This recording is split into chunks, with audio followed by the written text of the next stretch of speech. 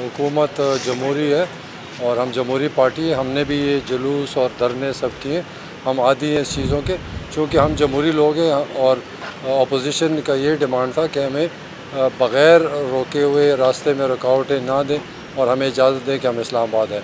उनकी वो बात हमने सुनी और हमने जमहूरी तरीके से उनको ऑफ़र किए कि बिल्कुल आप आएँ और जो हमारे आइन के मुताबिक, कॉन्स्टिट्यूशन के मुताबिक, कानून के मुताबिक आप ज़रूर आ सकते हैं। और जो यहाँ पर अदालती फ़ैसले हाई कोर्ट का, सुप्रीम कोर्ट का, उसके मुताबिक हमने इन राइटिंग भी भेज दी, आपको हमने दिया और उनको ऑफ़र दिए कि आप आएँ। हम खुले दिल से आपको इजाज़त देते हैं कि आप इस्लामाबाद आ सकते हैं। रुकावट कोई नहीं। अगर सुप्रीम कोर्ट के फ़ैसले के ख़िलाफ़, हाई कोर्ट के फ़ैसले के ख़िलाफ़ अगर वो कोई काम करेंगे तो इसका मतलब है वो अदालत को नहीं मानते, अदालती फ़ैसले को नहीं मानते, आइन को नहीं मानते, कानून के नहीं मानते।